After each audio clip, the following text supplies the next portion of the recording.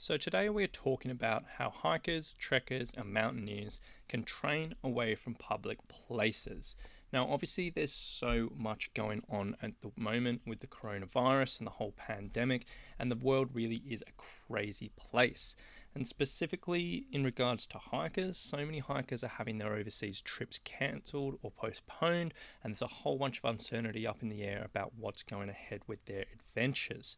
And on top of that, there's so many public places which are closing down, schools, public transport, shopping malls, and then also the gym. And this one thing with gym closures is really affecting a lot of hikers, people who don't have their trips cancelled so far, who still need to prepare for their adventures, and for one reason or another, they prefer to do a lot of their training in the gym. Now, unfortunately, that does suck, and who knows when things are going to get any better.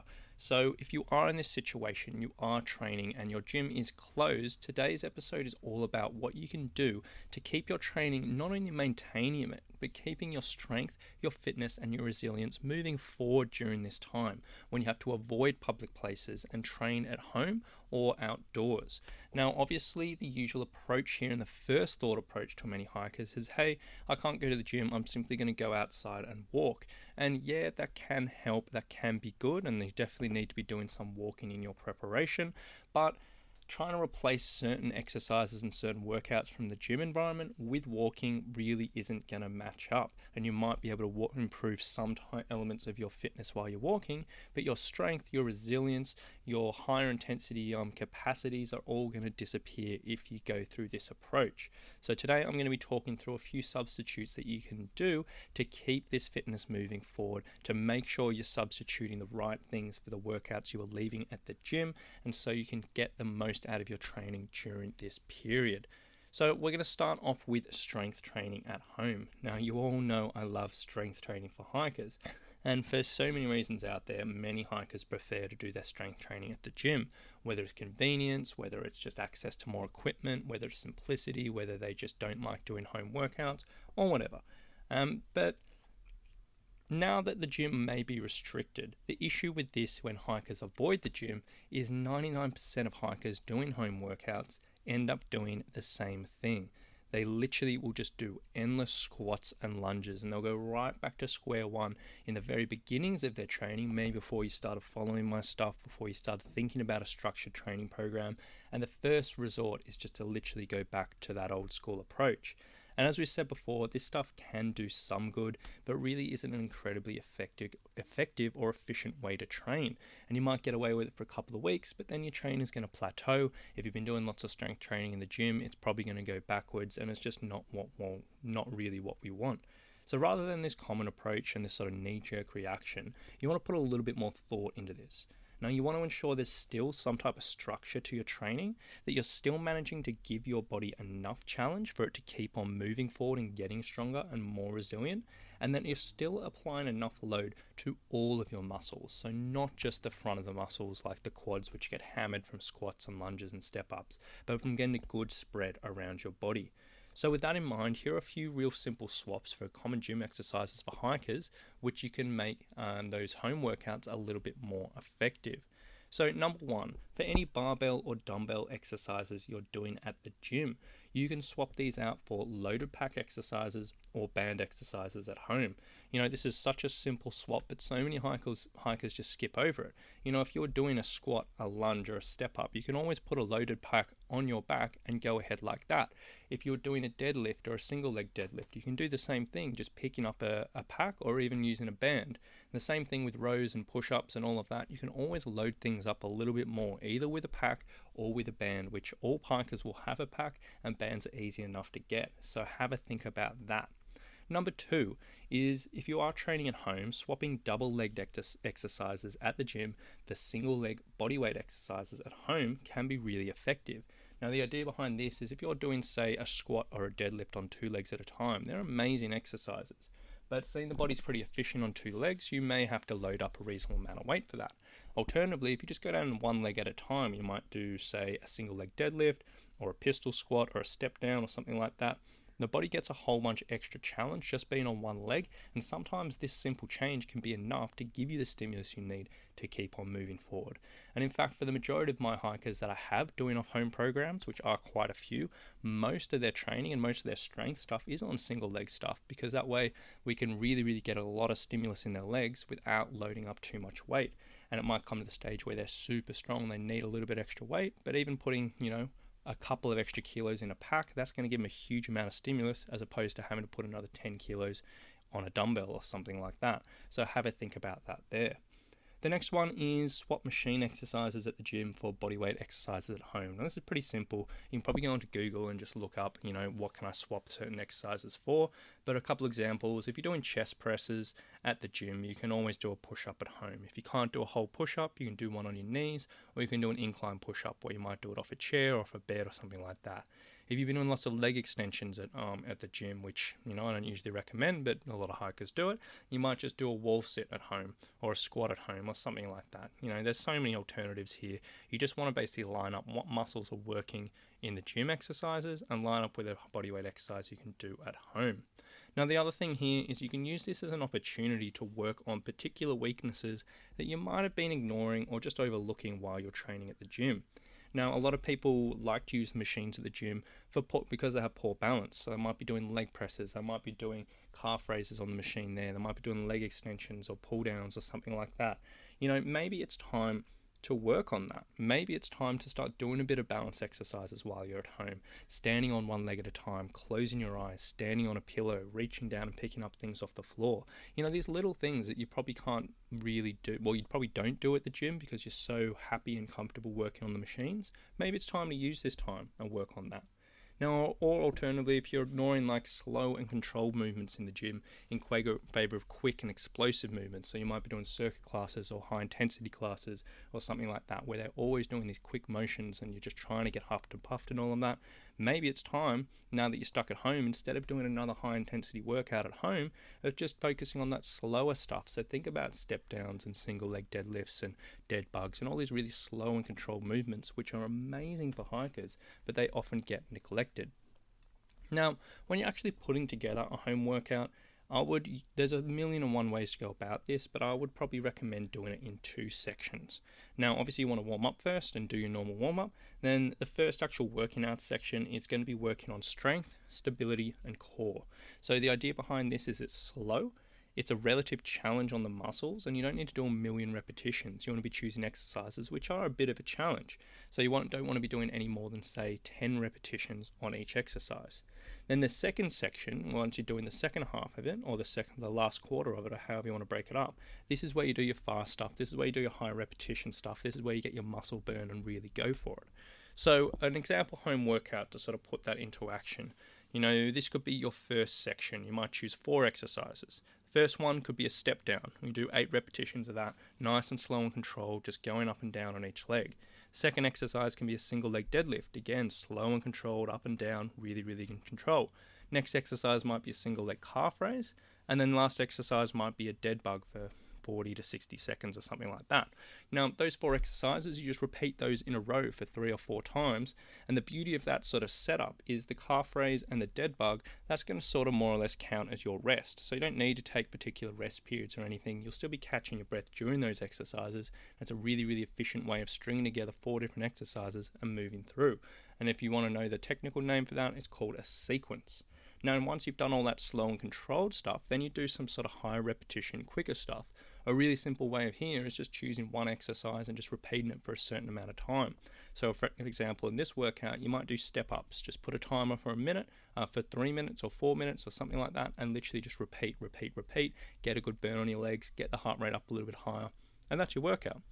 See that has a breakdown of slow and controlled stuff, has a breakdown of a bit of core stuff, and then that high repetition stuff at the end. And you can see that's a huge world of difference compared to just going out and doing 50 squats and 50 lunges and being happy with that. So have a little think about that there. Now we talked about strength enough. I want to move into cardio training. So whether it's for weather, comfort, or convenience, many hikers out there like to hit the gym for their cardio training. Sure, they'll do their walking and they'll do their hiking, but for their sort of higher intensity stuff or their more time condensed stuff, they like to be in the gym. However, when you want to avoid this environment, you want to get a little bit more creative here. And there are plenty of things you can be doing outside which can maintain the training effects of these higher intensity sessions in the gym and maintain the effectiveness of it while you're outside.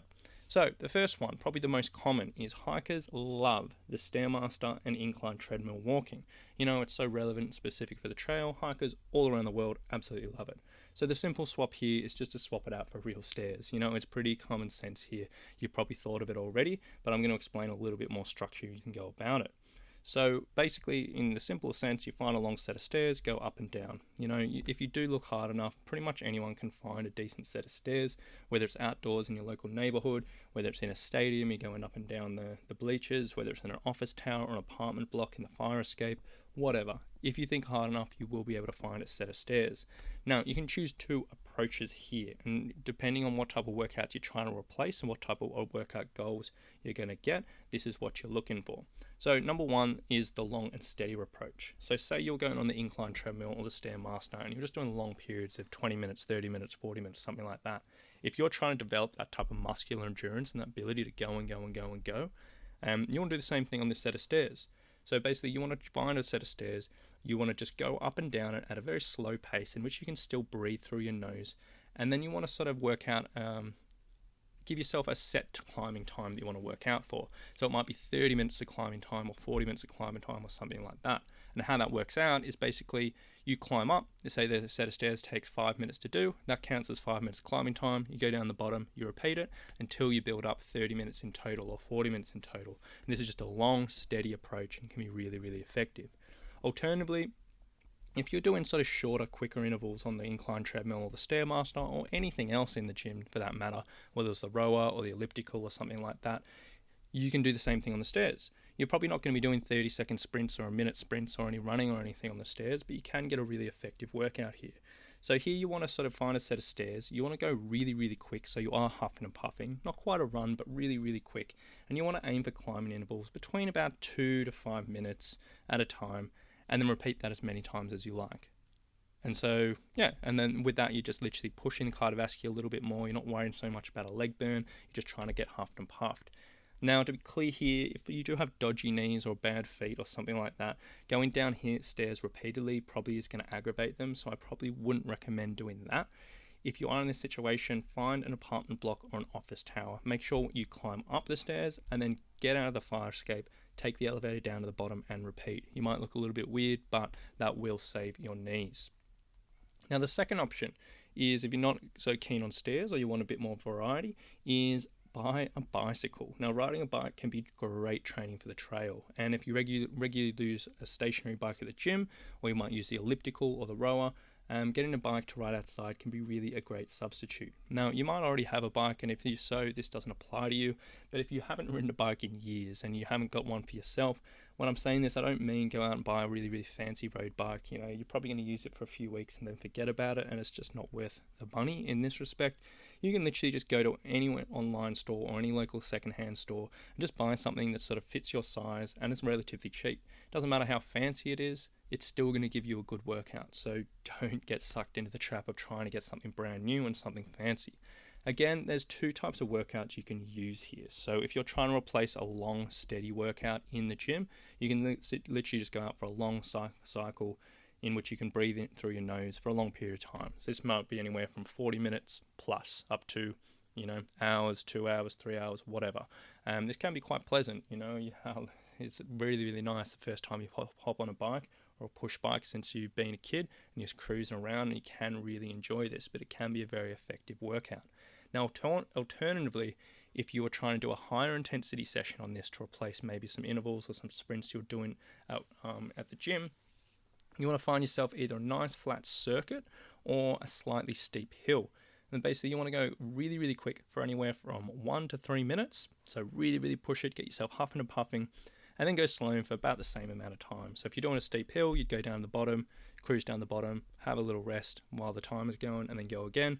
On the track, you just cruise along for whatever time you've been sprinting, and you just repeat this for quite a few times. And this can be a really great substitute for any type of interval training you're doing in the gym. Now, alternatively, if the weather really near you really is terrible, say it's snowing or something like that, or say you just don't trust yourself on a bike, You can pick up a second-hand stationary bike really cheap online. Again, you don't need the fancy things, you don't need the ones with all the technology and all of that. There are so many people who buy these things, never use them, and sell them online. Just go on there, you can probably pick one up for anywhere from $20 to $50, and you can use it for as long as you need, and it can be really effective. Now, so that's an option for you. And then the third option on this cardio side of things, now I'll say from the get-go, this probably isn't as effective or as specific to hiking as the two other options described above, but say you've got home quarantine, you've got nothing else you can do, a home circuit can be a really good option. So performing a home circuit can be a decent way to train cardiovascularly, and it doesn't really require any exercises. However, you want to be very careful here. If you're not trying to do a high intensity interval circuit in which you download something offline, you get yourself huffed and puffed and just smashing it out. As we've said many times, that stuff isn't incredibly relevant for hiking. Instead, you want to choose a range of bodyweight strength, cardio, and core exercises, ensuring you have a nice balance between muscle groups, and you choose exercises which you can maintain at a steady pace. And that last sentence is the important sentence: maintain at a steady pace. We're not trying to get you absolutely knackered and absolutely heaving. We're trying to get you something that you continue on for quite a long period of time. So an example home circuit could be, there's a million ways to go about this, but a really simple example is 8 exercises. You're going to do squats, mountain climbers, glute bridges, star jumps, reverse lunges, mini band walks, and dead bugs, and maybe one other exercise. And you repeat each exercise for about 50 seconds. You rest for 10 seconds in between each exercise, and you repeat that as many times as desired. So it might be 3, 4, 5, 6 times. You can add more exercise to that. You can reduce the amount of exercises. You can do whatever you want with that. But the key there is you're just maintaining a steady pace throughout. So you're not getting absolutely heaving. You're not absolutely knackered. But by the end, you walk out and you're like, yeah, that was a challenge, but I'm not lying on the floor in the puddle of my own sweat. That is very important. But summing all those up, strength training, cardio training, you can do this very effectively outside the gym. In this situation, please just don't revert going back to square one in which you're just doing walking and hiking, in which you're just doing endless squats and lunges. That's a real big mistake, and you do not have to go take that massive step back in your training. Get creative here. You try some of these things out, and you really can keep on progressing your fitness, your strength, and your resilience during this trying time. Now, after saying all this, hopefully you do have some good ideas around how you can continue to train for your adventure, even if you prefer to avoid the gym. However, if you are feeling a bit lost, I completely understand. Sometimes it is a little bit overwhelming getting your head around all this. So if you are in this situation, it might be a good time to reach out for help. I'm more than happy to put together a specific exercise programming which is going to fit your personal needs, your goals, your training history, and your exercise preferences. So you can ensure you're getting the most out of this training time and getting the best use of the time you are putting in while you are avoiding the gym. And so when you do come to your adventure, you are still going to be in an incredibly good physical position for not only succeed, but properly enjoy that adventure. Now, if you do need help, feel free to reach out to me on my website anytime, which is summitstrength.com.au. Find the contact me bit, swing me a message, and we can always have a chat about putting together a program for you, which is just going to be either home or outdoor training or anything you need to keep everything moving forward while everything calms down. Please don't be shy. I absolutely love doing this stuff. It's what I do every day, and I really would love to hear from you. So I hope you've gotten a little bit of information out of this today, guys. Obviously, it is an incredibly trying time. Hopefully, all of this stuff will get sorted in the near months and that won't impact us on the long term. And hopefully not too many of you listening have had your trips impacted as well. But I hope you've gotten a little bit of information out of this, guys. If there are any hikers who are struggling in this situation with their training, I would love if you could share this around. But if not, have a lovely time. Best of luck with everything, and we'll talk to you very soon. Bye.